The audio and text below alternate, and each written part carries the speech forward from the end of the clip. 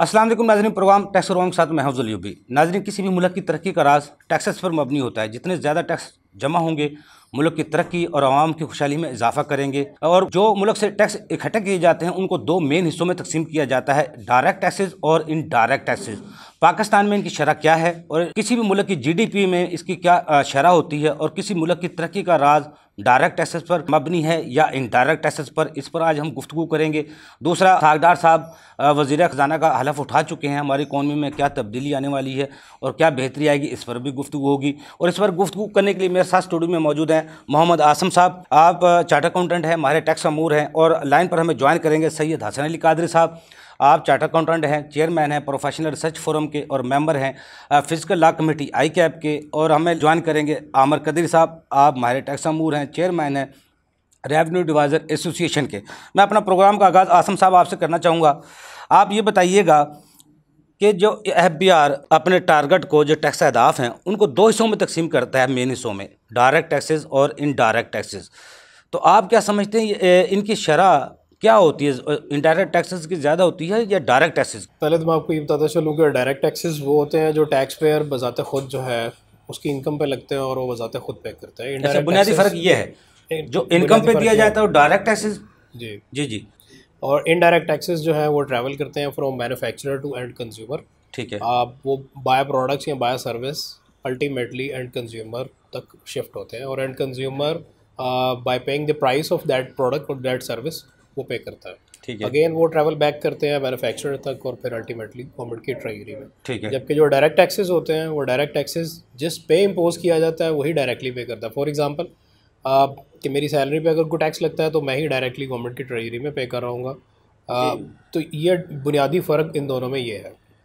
जहाँ तक आपका सवाल है कि इसकी जो शरह है वो हमारे यहाँ जो टैक्स टू GDP रेशो है वो 19.6% रही है, जो कि पिछली 19.6% 2021 और 22 में। ठीक है। उससे पीछे 18% थी, उससे पीछे भी काफ़ी कम थी due to COVID, but ultimately हमने 20 और 21 में इसको रिकवर किया, जो कि अब हम एक्सपेक्ट कर रहे हैं कि अगले 2022-23 में ही 20% से क्रॉस करेगी। अब इसकी फर्दर आगे कॉम्पोजिशंस हैं, लाइक डायरेक्ट टैक्सेस की अलग है, इनडायरेक्ट टैक्सेस की अलग है।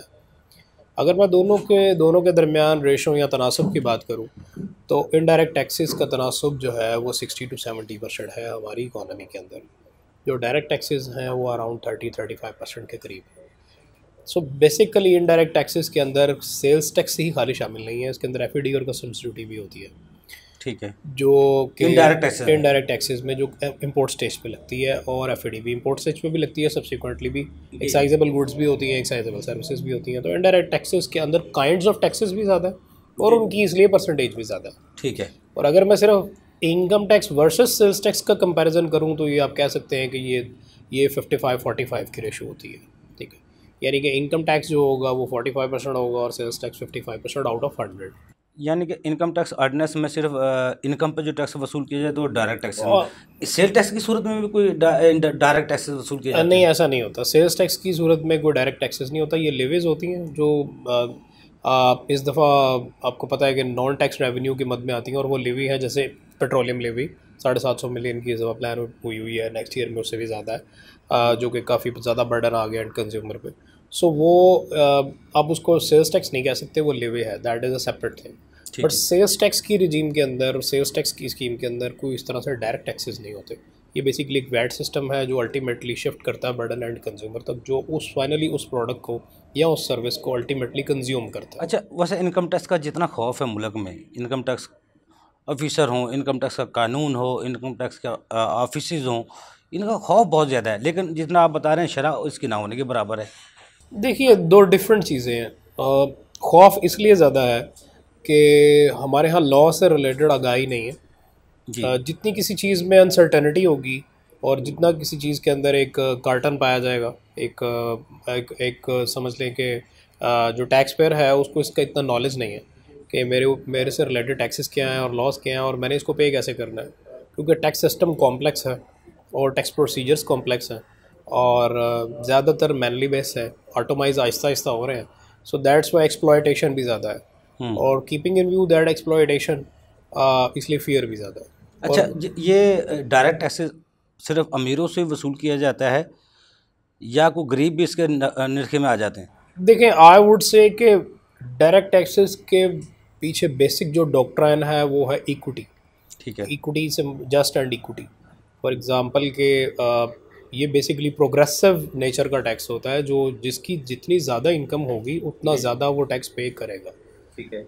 बट द थिंग इज़ कि हमारे यहाँ बिकॉज टैक्स पे करने का उस तरह से जेस्चर नहीं है और एक ट्रेंड भी नहीं है, सो हम लोग ये देखा ही गया कि हम लोग अपनी इनकम को भी मैनेज करने जी जी। की कोशिश करते हैं कि इनकम को लोअर साइड पे रखें, एक्सपेंसेस बिकॉज हमें अलाउड हैं कि अपनी रेवेन्यू में से एक्सपेंसेस लेस कर लें, अपनी इनकम में से एक्सपेंसेस लेस कर लें, फिर नेट प्रॉफिट के ऊपर टैक्सेस दे दें। तो हम लोग उसको कंसील कर जाते हैं और फिर अल्टीमेटली लॉस रिप्रेजेंट करते हैं बिकॉज सेल्फ असेसमेंट है और there is a time gap between filing of tax return और फाइनलाइजेशन ऑफ प्रोसीडिंग। अच्छा आसम भाई, मैं दोबारा आपकी तरफ आता हूँ। नाज़रीन, मुझे ज्वाइन कर चुके हैं आमिर कदीर साहब, जैसा कि मैंने आपको बताया था चेयरमैन है रेवेन्यू एडवाइज़र एसोसिएशन के। आमिर कदीर साहब, सबसे पहले तो ये बताइएगा, इनकम टैक्स गोशवारों की आज आखिरी तारीख है, तो आप क्या समझते हैं इसकी तारीख में तोसी होनी चाहिए या नहीं होनी चाहिए? और जो इनकम टैक्स रिटर्न के जो इशूज़ हैं वो काफ़ी हद तक हल हो चुके हैं, अब भी कोई ऐसा मसला है जो आप समझते हैं जिसको हल किया जा सकता है? अभी तक टोटल लोगों का आना जाना जो है वो 40% भी बहुत ज़्यादा होगा अगर मैं कहूँ तो। इसकी मुमकिना वजूहात जो हैं वो मुल्क में माशी बहरान तो जहाँ पर है ही है, वहाँ पर सैलाब की सूरत हाल भी है। बहुत ज़्यादा एरिया हमारा अफेक्टेड है। अल्लाह ताला उनके मसाइल को भी हल करे, लेकिन उसकी वजह से हम ये समझते हैं कि इसके अंदर तारीख़ में थोड़ा सा इसके अंदर एक्सटेंशन होनी चाहिए। अगर ये सूरत हाल ना होती तो हम ये समझते हैं कि ये एक अच्छा स्टेप है कि अगर डेडलाइन दी जाती है तो उसको फॉलो भी किया जाता है। लेकिन मुमकिन सूरत हाल की पेश नज़र मेरी और जो मेरे दूसरे कोलीग्स हैं उनकी तरफ से भी मुझे कॉल्स आ रही हैं, तो उनकी भी ख्वाहिश है कि जी तारीख़ में एक्सटेंशन होनी चाहिए, सिर्फ़ इस वजह से कि मुल्क की सूरत हाल ख़राब है सैलाब की वजह से। अच्छा आमिर कदीर साहब, ये भी बताइएगा कि जो पाकिस्तान का मुस्तकबिल है वो डायरेक्ट टैक्सेस पर मबनी है या इनडायरेक्ट टैक्सेस पर? तो अभी फ़िल वक्त ये कहना मैं समझता हूँ कि कबल अज़ वक्त होगा, क्योंकि हमारा मुल्क इस वक्त उस नहज पर आ पहुँचा है कि जहाँ पर हम ये एक्सपेक्ट नहीं कर सकते कि फौरी तौर पर हमें रिलीफ मिल जाएगा। अब हम जादुई सिचुएशन से निकल चुके हैं, अब हम मौजज़े की सूरत हाल में दाखिल हो चुके हुए हैं। अब मौजज़ा ही होगा तो हम फौरी तौर पे कोई रिलीफ हासिल कर सकेंगे, अदरवाइज़ अब जादू या दूसरी जो टेम्परेरी जो मेजरमेंट्स थी वो सारी ख़त्म हो चुकी हैं। इकोनॉमी इतनी ख़राब हो चुकी है कि इसहाक डार साहब तो क्या कोई भी दुनिया का जो टॉप क्लास का जो इकोनॉमिस्ट है वो भी इसको फौरी तौर पे सॉल्व नहीं कर सकता। हाँ, अगर हम इसको कलेक्टिवली अगर हम इसको बेहतर बनाना चाहते हैं तो इसमें सबको शामिल होना होगा। सब जो स्टेक होल्डर्स हैं और जो पॉलिटिकल पार्टीज़ हैं, इन सब को मिल के पाकिस्तान के बारे में सोचना होगा, लॉन्ग टर्म पॉलिसीज़ अडॉप्ट करनी होंगी, तो तब जाके ये हमारी माशी सूरत हाल बेहतर होगी। अदरवाइज़ इसहाक डार साहब के आने से वक्ती तौर पे बस उनके नाम की वजह से, या आप उसको गेम चेंजिंग कह लें, या आप इसको पॉलिटिकल स्टंट के तौर पर आप देखेंगे तो शायद हो सकता है कि थोड़ी बहुत वेरिएशन आ जाए। अदरवाइज़ हकीकत वही है जो आज से पहले थी। आमिर कदीर साहब, आखिर में ये बताइएगा, अब तो तजर्बेकार फिनांस मिनिस्टर साहब आ गए हैं, अब आवाम को बिजली के बिलों में कोई रिलीफ मिलेगा या नहीं मिलेगा? देखिए जी, बात ये है कि बिजली के जो बिल हैं इसमें कोई शक नहीं है कि बहुत ज़्यादा है। मैं ये समझता हूँ कि हमें बिजली के बिलों में रिलीफ से ज़्यादा जो ज़रूरत है वो ज़रूरत ये है कि जो बिजली चोरी हो रही है उसको कैसे कंट्रोल करना है।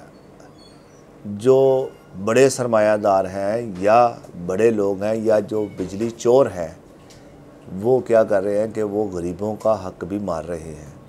बिजली के बिल जहाँ पर रेट तो ज़्यादा है ही है, जो एक रोना हम रोते हैं वो रेट तो ज़्यादा है ही है, लेकिन उसके ऊपर जो बड़ी मुसीबत, जो भला की मुसीबत होती है वो ये होती है कि हमें बिल भी हमारे यूनिट के मुताबिक नहीं दिया जाता, हमें उससे कहीं ज़्यादा बिल बना के दिया जाता है। किसी चोरों का बिल भी हमारे खाते से लिया जाता है, हमें उसको भी रोकना है। बल्कि मैं ये कहूँगा कि पहले उसको रोकें, बाद में आप जो है ना बिजली के बिलों के अंदर जो यूनिट और ये वो सारा जो भी हुकूमत की भी ज़ाहिर है ज़रूरतें होती हैं, लेकिन आवाम की पेइंग कैपेसिटी नहीं है। इस वक्त हुकूमत को ये ख्याल करना चाहिए। हुकूमत जहाँ पर ये सोचती है कि हुकूमत के पास फ़ंड्स नहीं है या हुकूमत चलाने के लिए पैसे नहीं है या हमें कास्ट ज़्यादा हो रही है, तो आप ये भी तो देखें कि आवाम के पास भी बिल जमा कराने के लिए पैसे नहीं है। खुदा के लिए उनके बारे में भी सोचें। जी बहुत शुक्रिया अमर कदी साहब, आपने हमें टाइम दिया। नाज़रीन छोटा सा कमर्शियल ब्रेक, हमारे साथ रहिएगा।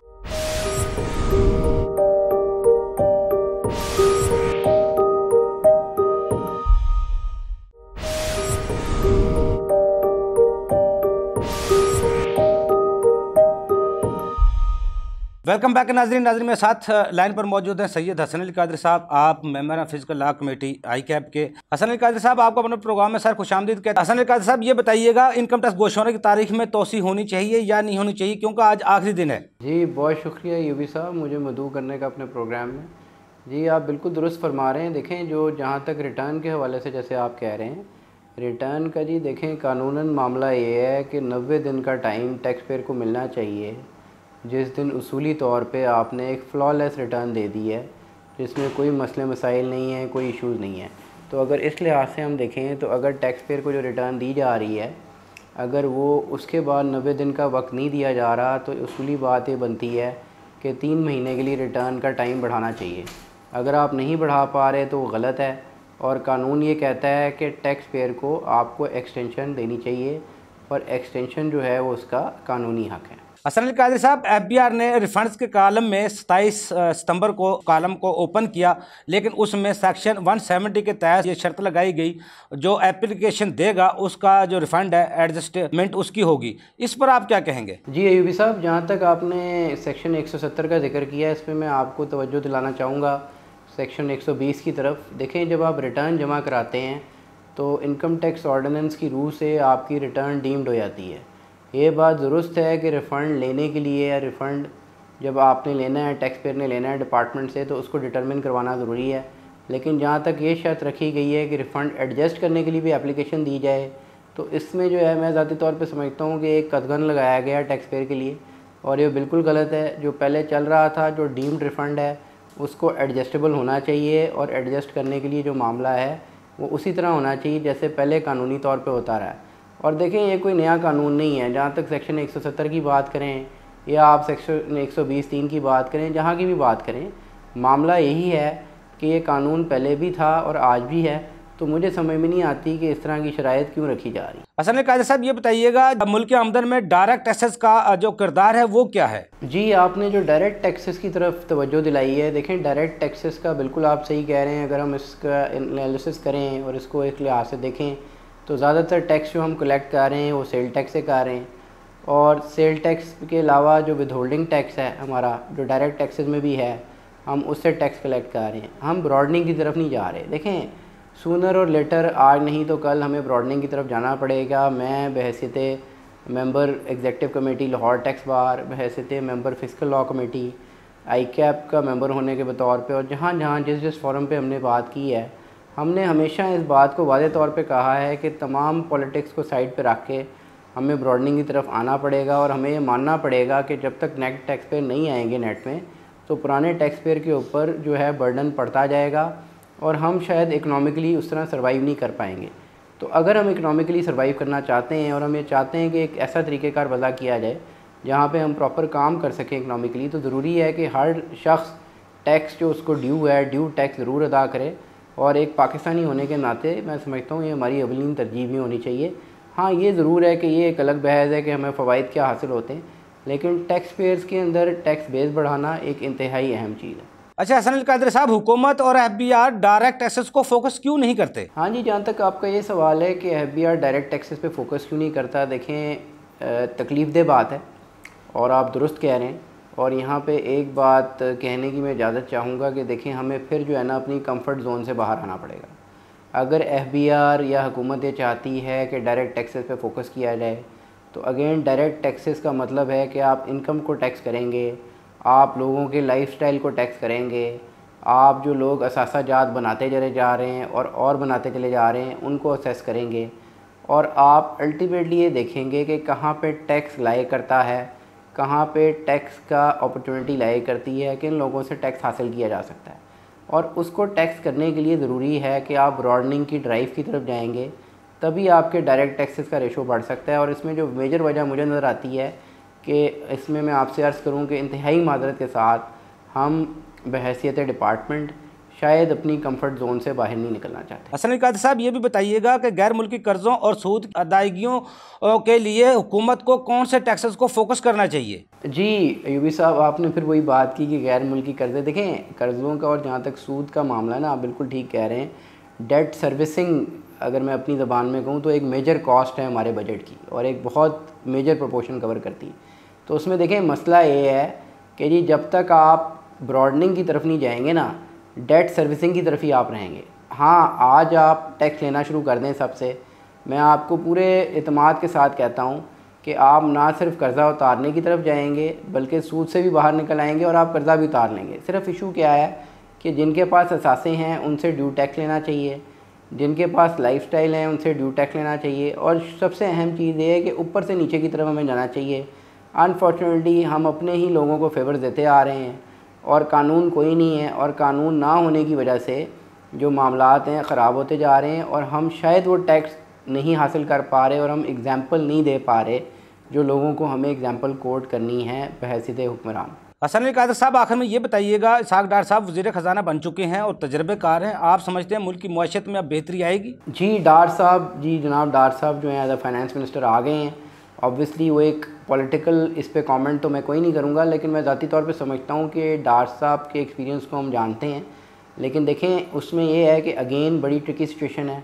ऑब्वियसली उनकी एक हिस्ट्री रही है, जो अब अहम चैलेंज है जो कि शायद पहले कवर नहीं हो सका, डॉलर को कंट्रोल होने का और फ्यूल प्राइसेस को कंट्रोल होने का।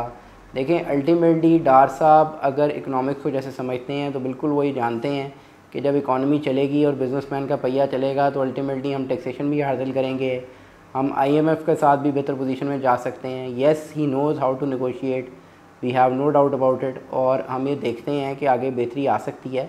लेकिन अगेन इसमें अभी कुछ भी कहना कब्ल वक्त होगा और देखते हैं जी आगे कैसे होता है। तो हमारी तरफ से उनके लिए अच्छी उम्मीदें हैं, अल्लाह ताला बेहतरी करे जी मुल्क के लिए। जी बहुत शुक्रिया हसन अल कादरी साहब, आपने हमें टाइम दिया। आसम साहब, हसन अल कादरी साहब से अभी आपने गुफ्तगू सुनी, किसी भी मुल्क की तरक्की का जो राज है वाकई डायरेक्ट टैक्सेस पर मबनी है? I would say yes. उसकी रीज़न ये है कि पाकिस्तान में जो इनडायरेक्ट टैक्सेस हैं, ये सारे का सारा निज़ाम जो है ये अल्टीमेटली बर्डन सारा शिफ्ट करता है एंड कंज्यूमर के ऊपर। ठीक है। और एंड कंज्यूमर जो है वो सबसे ज़्यादा फास्ट मूविंग कंज्यूमर गुड्स का रोज़मर्रा इस्तेमाल की जो चीज़ें उनका है। ठीक है। लेकिन जो इंडस्ट्रियलिस्ट हैं जो इस सारे टैक्स को शिफ्ट करते हैं, उनको अगर आपने टैक्स करना है तो वो डायरेक्ट टैक्सेस का टूल है। जैसे कि मैंने बताया कि जस्ट एंड इक्विटी की बेस पे होना चाहिए, जिसका जितना रेवेन्यू, जिसकी जितनी इनकम, उसके ऊपर उतना टैक्स। ठीक है। बजाय कि इनडायरेक्ट टैक्सेस की तरह उसमें कोई डिफ्रेंसीशन नहीं है कि अगर एक शख्स जो बहुत गरीब है, बिलो द बॉटम लाइन रह रहा है और उसकी इतनी इनकम नहीं है, he is also giving taxes through normal day commodities. अच्छा आसम साहब, इस जो ये बजट था 2022 और 23 का, इसमें इसकी डायरेक्ट टैक्सेस की शरह क्या रखी गई थी? देखिए, बजट 2022 और 23 में जो डायरेक्ट टैक्सेस की मद में रखा गया था 2400 अरब, और इनडायरेक्ट टैक्सेस के लिए इवन सेल्स टैक्स की अगर मैं बात करूं तो वो 2700 अरब तक उसको बढ़ाया गया। यानी कि डायरेक्ट टैक्सेस की फिर भी शरह नीचे है। जी एग्जैक्टली ऐसे ही है, बट आप देखेंगे ओवर द पीरियड जो है इसको कोई। अच्छा आसम साहब, जिस तरह टैक्स अहदाफ हैं, दूसरी तरफ हम देखते हैं इनकम टैक्स गोशवार हैं, उनमें 96% गोशवार हैं, उनमें सिर्फ 5% टैक्स वसूल किया जाता है। और जो 4% टैक्सेज हैं उनसे 95% टैक्स वसूल किया जाता है। जी ऐसा ही है अनफॉर्चुनेटली, क्योंकि जो 96% पीपल है, मैंने आपको बताया कि वो नेट प्रॉफिट पे टैक्स देते हैं, और उसको एड्रेस करने के लिए फिर एफबीआर अगर ने अगर वो 4% है जो लोग टैक्स देते हैं, तो फिर इनकम टैक्स तो ज़्यादा फिर उधर से आता है। नहीं, देखिए वो 4% जो आप बात कर रहे हैं उसमें most of the people are exporters and salaried class. और सैलरीड क्लास के केस में ये है कि ये इनकी एट सोर्स विद होल्डिंग होती है अंडर सेक्शन 149। अच्छा, एक्सपोर्टर से मुझे याद आया, ब्रेक से जाने से पहले आसम साहब आपकी तरफ सवाल छोड़ रहा हूँ। एक्सपोर्टर के लिए जो बिजली के बिलों में रियायत जी, हुकूमत आज ने दी हुई उसको थी, withdraw वो कर लिया। मैं सुना खत्म कर दी गई है, जी, वो ऐसे क्या ही। मामला, लेकिन ब्रेक से बाद। नाज़रीन, छोटा सा कमर्शियल ब्रेक, हमारे साथ रहिएगा।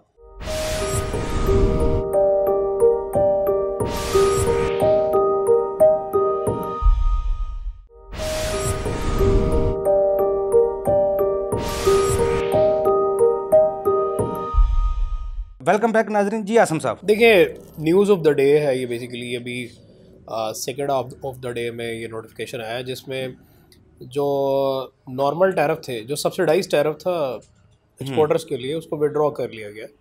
और अब एक्सपोर्टर्स के लिए भी मज़ीद इलेक्ट्रिसिटी बिल पे कोई सब्सिडी मौजूद नहीं है। अच्छा, जिस तरह अब आवाम सरापा एहतजाज है, अभी तो FPI जो फ्यूल एडजस्टमेंट है उसको भी हुकूमत ने वक्ती तौर पर ख़त्म किया है, लेकिन उसके बावजूद भी आवाम पे जितनी बिजली बिल आए हैं उससे पूरी आवाम ही परेशान है। अगर ये एक्सपोर्टर की भी बिजली रिलीफ ख़त्म कर दिया गया तो फिर मुल्क में क्या होगा? इंडस्ट्री चल पाएगी? क्या होगा फिर? देखिए इंडस्ट्री तो ऑलरेडी एक प्रेशर के अंदर है। उसकी रीज़न ये है कि बेशक वो एक्सपोर्टर है, बट उसने जो एक्सपोर्ट के लिए प्रोडक्ट बनानी है उसके लिए जो रॉ मटेरियल्स चाहिए वो इम्पोर्टेड है। सो इवन कि एक्सपोर्टर को सपोर्ट करने के लिए रॉ मटेरियल्स आपको इंपोर्ट करना पड़ेगा, और इंपोर्ट बिल अभी आपके सामने इंपोर्ट के ऊपर बैन है। So we came to know कि 3-3 महीने और 4-4 महीने तकरीबन हो गए हैं, स्टेट बैंक ने अभी तक उसके डॉक्यूमेंट्स रिलीज़ नहीं किए। वो लोग जो कि इंपोर्ट कर रहे हैं उनकी शिपमेंट्स लगी हुई हैं, उनके LC के डॉक्यूमेंट अभी क्लियरिंग में पड़े हुए हैं। यही ना हो जाए वैसा आसम साहब, पूरी इंडस्ट्री बंद हो जाए, कारखानों में लोग आ जाएं, गोदामों पे आ जाएं, बाहर से चीज़ों इंपोर्ट करें और बेच लें और अपना खर्चा निकालें, देखिए डबल कीमत अदा करें। अनफॉर्चुनेटली ऐसा ही हो रहा है कि अच्छी खासी फ्लरिश करती हुई इंडस्ट्री एकदम प्रेशर में आई है due to this financial crisis. But you know कि जो गवर्नमेंट है उन्होंने अभी एक स्टेप लिया, और आई होप सो कि ये स्टेप एक बेशकीमा साबित हो, एक आइंदा के लिए एक अच्छी इसाक डार साहब कुछ अच्छी पॉलिसीज़ लेके आए।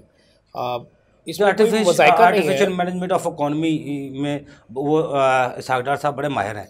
आपको समझता है ये मौजूदा हालात में वो मसनूई तरीके से संभाल पाएंगे कुछ? देखिए किसी भी फाइनेंशियल मैनेजर की अगर बात की जाए तो जो एक पर्सन जो बेटर नेगोशिएट कर सके और बेटर मैनेज कर सके चीज़ों को, वो हमेशा प्रेफर किया जाता है।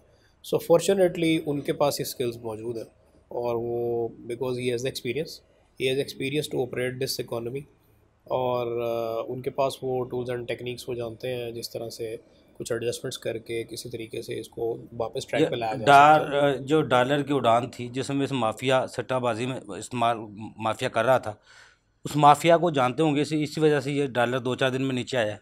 देखिए आई थिंक सो कि ये इसाक डार साहब से ज़्यादा it's more of a regulators work. Like SBP has taken some steps जिसमें उन्होंने इस तरह के कुछ जो माफिया पीपल हैं उनके अगेंस्ट उन्होंने एक्शन लिया है।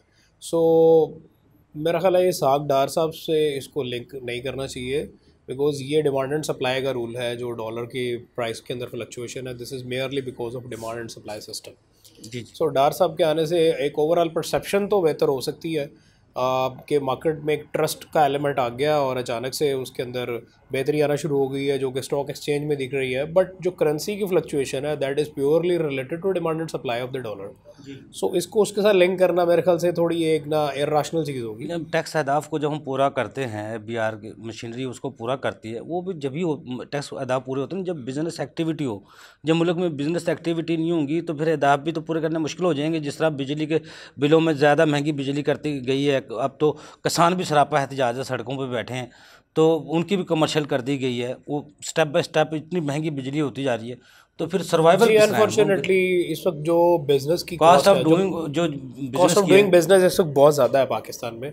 सो देखिए एक बात हमें ध्यान में रखनी चाहिए कि बिजनेसमैन जो है वो अल्टीमेटली उसके पास क्या ऑप्शंस होती हैं, अल्टीमेटली उसके पास ऑप्शंस होती हैं कि अपनी प्रोडक्ट प्राइसिंग एडजस्ट कर लेगा। ठीक है। और अगर कोई ऐसा बिजनेस जिसमें मोनोपोलीज नहीं है, जिसमें एक प्योर कंपटीशन है, तो उसमें वो लोग एक मिक्स अप्रोच के साथ चलते हैं कि कुछ जो प्राइस इंक्रीज़ है वो शिफ्ट कर दी बर्डन, और कुछ अपना प्रॉफिट सेक्रीफाइस कर दी। सो आई थिंक सो कि बिजनेसमैन इस वक्त पाकिस्तान इकोनॉमी में मिक्स अप्रोच के साथ ही चलेंगे, बजाय इसके कि ऑलरेडी जो प्रेशराइज हुई है आवाम उसके ऊपर सारा प्रेशर ट्रांसफ़र करें। तो बिजनेसमैन को तो जितना रेट पीछे से बढ़ता है उसने रेट बढ़ा देना है, उसको तो फ़र्क नहीं पड़ेगा, फ़र्क तो पड़ेगा आम आवाम को। जी होप सो कि देखिए बेस्ट अप्रोच तो ये है, अगर देखिए बहरहाल इस मुल्क में सर्वाइव करना है, सो मेरे ख्याल से ये है कि कुछ अपना प्रॉफिट सेक्रीफाइस करें और कुछ आवाम की तरफ ट्रांसफ़र करें। रिलीफ डॉक्टर साहब रिलीफ दे सकते हैं।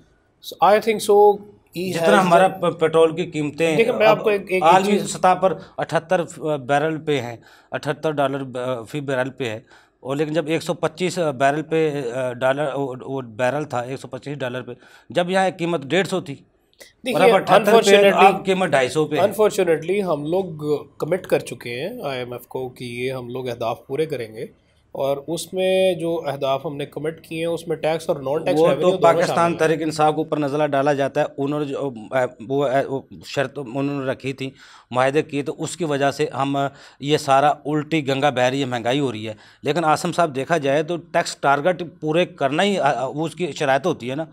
तो पाकिस्तान तहरीक इंसाफ की हुकूमत के जो टारगेट थे वो तो 5,829 अरब के थे, जबकि टारगेट उन्होंने इंक्रीज़ किया 6,150 अरब रुपये इकट्ठा किया। 52 बिलियन फिर मुआहदा कहाँ से ख़राब हुआ? फिर मुआहदा किस तरह ख़राब हो गया? देखिए एक है कि एक पॉलिटिकल स्टेटमेंट, जी जी, एक है फिगरेटिव रियलिटी। जी जी, आई थिंक सो कि we must rely on figures.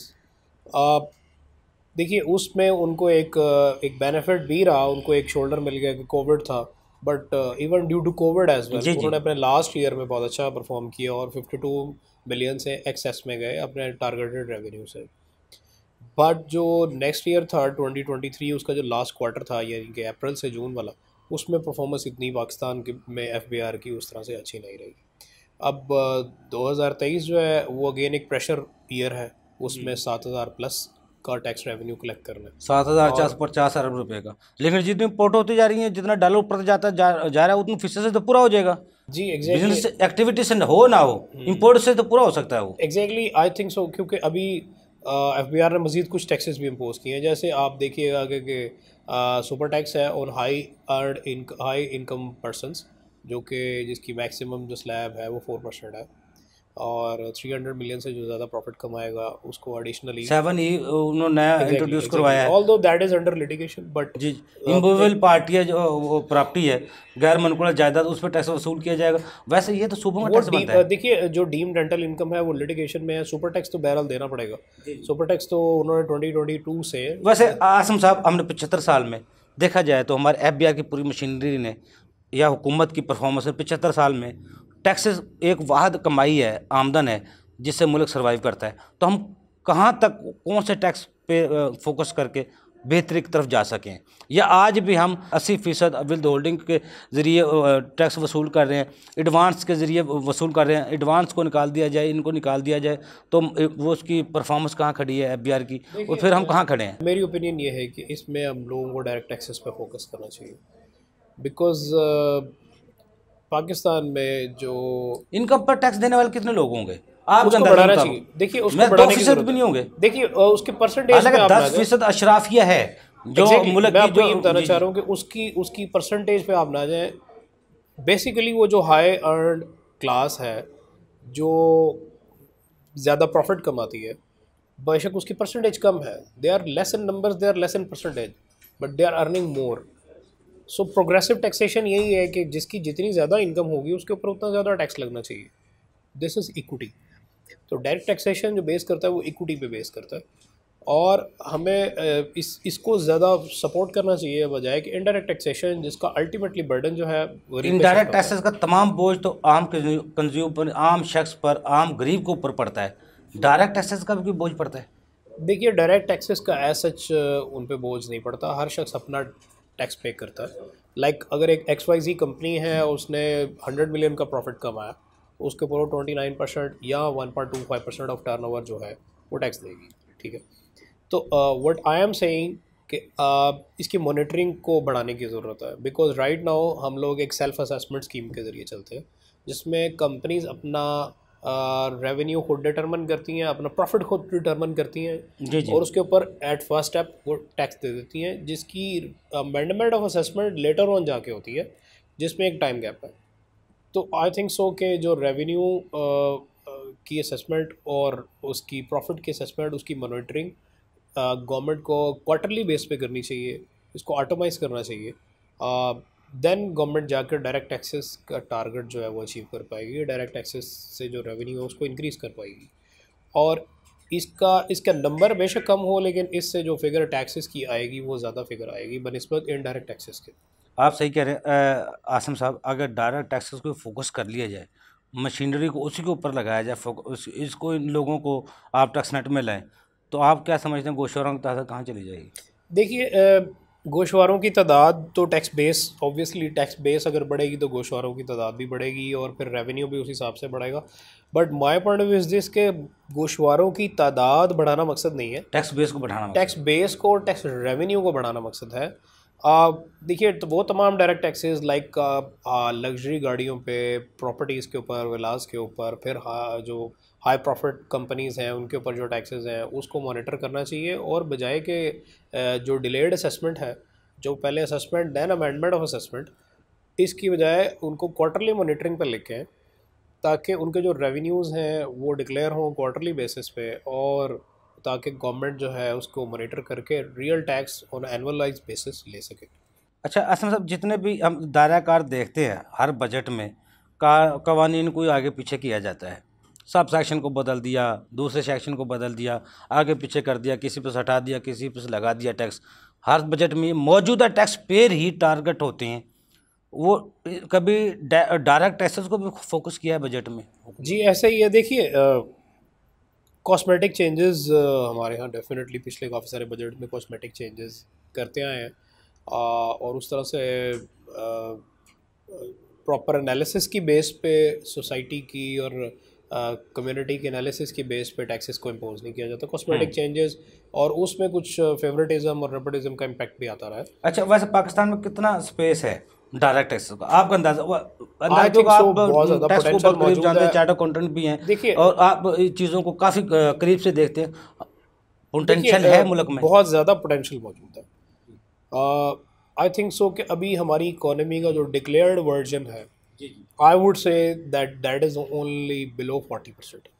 इसका मतलब ये है कि कोई भी एक XYZ पर्सन, अगर मैं उसको ये कहूँ कि वो सिर्फ 40% डिक्लेयर करे, ठीक है, डिक्लेयर्ड वर्जन हमारा अभी भी 40% से एक्सीड नहीं किया। So there is a big gap, जिसको आप कह सकते हैं अनडॉक्यूमेंटेड इकोनॉमी। सो हमें ज़रूरत है इस वक्त उसको डॉक्यूमेंट करने की, उसको टैक्स के कौमी धारे में लाने की। साहब हुकूमत ने कंस्ट्रक्शन सेक्टर को इंडस्ट्री का दर्जा दिया, प्राइवेट सेक्टर को रिलीफ भी दिया, वो एक दफ़ा चलना शुरू हो गया था। अब क्या सूरत हाल? अब ऐसे सूरत हाल में जो मौजूदा हालात में अब कहाँ कौन सा सेक्टर है जो ऐसा जो अब देखिए, तरक्की की तरफ हो, मैं आपको एक चीज़ फ्लो की बताता तरफ चलूं। हो, बूम मिल रहा हो जिसको? देखिए, मैं आपको एक बात बताऊं, पाकिस्तान इकोनॉमी में रियल एस्टेट एक बड़ा एक ब्लैक मनी का या ब्लैक मनी को लगाने का जरिया ब्लैक था। मनी का एक गेटवे है। जी जी। द थिंग इज़ कि जिस वक्त इसको इंडस्ट्री का जरिया दिया गया, इंडस्ट्री का दर्जा दिया गया, उस वक्त उसकी ज़रूरत थी। उसकी रीज़न ये है कि economy was slow down, there was covid, तो इसको एक पुश देने के लिए, ताकि वो तमाम लोग जो डेली बेसिस पे कंस्ट्रक्शन सेक्टर के साथ मुंसलिक हैं उनका एक रोज़गार चल सके, प्रोजेक्ट्स आगे चल सके। बट अब ग्राउंड रियलिटी चेंज हो गई है।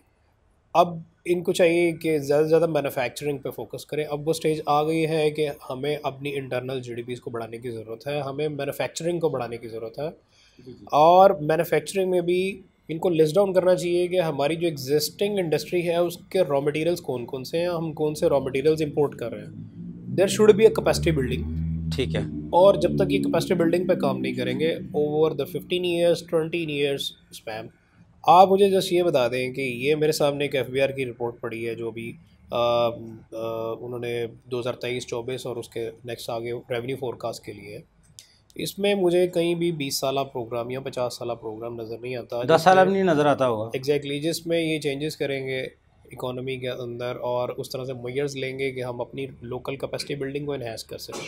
मास वाइज के कि ये स्मेडा लेवल पे या दूसरी जो अथॉरिटीज़ हैं उस लेवल पे ये कुछ ना कुछ काम कर रहे हैं जिसमें छोटे कारोबार को तश्कील दे रहे हैं, उसको प्रमोट कर रहे हैं। But that small scale business is really a backbone of the economy जो कि इंडस्ट्री का इनपुट प्रोड्यूस करता है। अच्छा, अब वैसे आसिम साहब, जब निज़ाम का मुनसरफाना होने का हम दावा करते हैं, उसका हम जब सर्वे करते हैं तो टैक्स तो का पैसा तो लिया जाता है अमीर से, इसलिए ताकि वो गरीब पर लगाया जाए, जो निचला तबका है वो ऊपर आ सके, जो गरीब है भूखा है उसको वो इस काबिल हो जाए, अपना पाँव पर खड़ा हो जाए। यही टैक्स का पैसा लेने का मकसद होता है ना। लेकिन फिर हम कहाँ तक इस सिस्टम से इंसाफ करते हैं कि आज हम डायरेक्ट टैक्स लेने के बजाय इनडायरेक्ट टैक्सेस को फोकस कर रहे हैं। देखिए, हम लोग बहसियत कौम शॉर्टकट्स के आदी हैं जी जी। और हम लोग लॉन्ग रन में प्लान नहीं करते। और देखिए, when you fail to plan you plan to fail. जी जी। तो ये इस वक्त बहुत ज़रूरी है कि हम लोग ओवरऑल कंट्री लेवल पे एक लॉन्ग रन प्लानिंग के साथ, ऑब्वियसली शॉर्ट टर्म प्लानिंग भी ज़रूरी है मौजूदा हालात की तनाजुर में कि अभी इस कंटीजेंसी से बाहर कैसे आना है। इस वक्त मुल्क एक कंटीजेंसी की स्टेट में है। ये तो 75 साल से हम सुनते आ रहे हैं, छोटे से हम सुनते थे मुल्क condition not this kind of condition बहुत सिचुएशन, खतरनाक है, यू नेवर फेस आज दिस काइंड ऑफ बहुत खतरे में है इकॉनमी हमारी, ये सुनते आए हैं। देखिए, इस वक्त जो सिचुएशन है वो पहले कभी भी नहीं थी। हम लोग जिस फाइनेंशियल क्राइसिस में इस वक्त इंगेज हुए हैं उस तरह की पहले कभी भी नहीं था। अनफॉर्चुनेटली हमारे इदारे उस तरह से हमें सपोर्ट नहीं कर पा रहे हमारी इकोनॉमी को। ओबियसली देखिए, अकेला एफबीआर की ज़िम्मेदारी नहीं है, टैक्स का जो इंसाफ का निज़ाम है उसकी भी ज़िम्मेदारी है, लॉ इन्फोर्समेंट एजेंसीज की भी ज़िम्मेदारी है। तो ये सब मिल के इकोनॉमी के बिजनेस सेक्टर को। अच्छा, वज़ीर ख़जाना सागदार साहब हैं, इनके आने से कोई विद होल्डिंग के टैक्सेस में इजाफा होगा? देखिए, मैं इसको ये नहीं कह सकता कि इसका इम्पैक्ट विद होल्डिंग पे आएगा या डायरेक्ट टैक्सेस की तरफ से कोई बेहतरी आएगी। देखिए, ये तो अब आइंदा बजट के अंदर इनकी एक अप्रोच नज़र आएगी। अच्छा, अभी फॉर द टाइमिंग इनका इस वक्त फोकस जो है वो मुल्क के अंदर जो टैक्स की इस्लाहात है उसके साथ साथ इनका फोकस पॉलिसी मैटर्स पे है, पॉलिसी मैटर्स पे है। जी जी। पॉलिसी अभी तक कोई नज़र नहीं आ रही। आई वुड से, देखिए अभी कल उन्होंने चार्ज लिया है, आई वुड से कि कम देखिए, क्रिकेट के मामलात को क्रिकेटर ही ज़्यादा बेहतर समझ सकता है, एटलीस्ट उनकी फील्ड यही है। He is a CA, he knows well, financial management को अच्छा जानते हैं, बजाय इसके एक अच्छा आसिम साहब, वैसे आखिर में छोटा सा एक मुझे डायरेक्ट टैक्सेस को फोकस करने के लिए क्या हुकूमत को और एफबीआर को क्या हिकमत अमली अपनानी चाहिए ताकि जो लोग अपनी इनकम पे टैक्स नहीं दे रहे वो नेट में आ सके? देखें, मैं आपको छोटी सी बात एग्जांपल के तौर पे बताता चलूँ। जी जी। कि वेरी रिसेंटली मैंने एक टैक्स पेयर का एक लेटर दिखा, उसमें यूके एम्बेसी ने उनका वीज़ा रिजेक्ट किया और उसमें ये था कि यूके एम्बेसी ने एनालिसिस ऑफ डाटा की बेस पे उनको बताया कि आपने अपने declared version of tax return में 4 लाख इनकम डिक्लेयर की है, whereas we came to know from the reliable resources, from scrutiny of different data we gathered through our resources, जो उन्होंने नादरा से लिया, जो डिफरेंट सोर्सेज से, so we came to know कि आपकी एक्चुअल टैक्सेबल इनकम ये है। अच्छा, ये एम्बेसी ने उनको बता दिया। एग्जैक्टली। अब मैं इससे बाद जो आपको बताऊंगा आप ज़रा सुन लीजिएगा। देखिए, अगर एक गैर मुल्की एम्बेसी के पास इतना डेटा मौजूद है, सो एफबीआर के पास क्यों नहीं हो सकता? Data don't lie.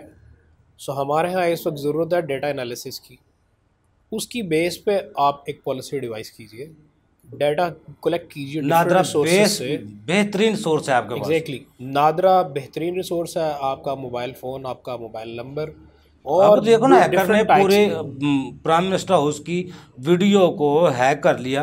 यह टेक्नोलॉजी तो है ना। सो दैट इज एक्चुअली, ये बगैर कैमरे लगाए, बगैर हालात लगाए, वो हैकर ने बता दिया जनाब ये, अब मैंने कोई ऐसे हालात नहीं लगाए। वो अगर हैक कर सकते हैं तो टेक्नोलॉजी तो मौजूद है, कर तो सकते हैं। I am not supporting that is actually some sort of unethical thing. जी जी।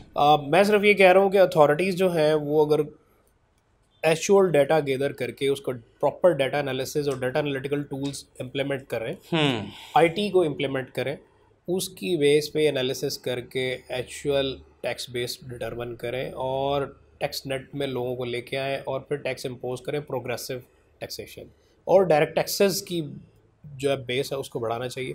लेकिन ओब्वियसली दुनिया ऑटोमेशन पे चली गई है, हम लोग अभी तक मैनुअल प्रोसेसेस में फंसे हुए हैं। हमें we are going automation toward पे दैट जाने की स्टेज, ज़रूरत वी है। Are going toward that stage but with very slow pace. बहुत शुक्रिया आसम साहब, आपने हमें टाइम दिया। नाजरीन, ऑटोमेशन की तरफ हमें भी जाना पड़ेगा और टेक्नोलॉजी से फ़ायदा उठाना पड़ेगा। अगर लोगों को टैक्स नेट में लाना है, डायरेक्ट टैक्सेस को फोकस करना है, तो हिकमत अमली के साथ साथ टेक्नोलॉजी वक्त की ज़रूरत है।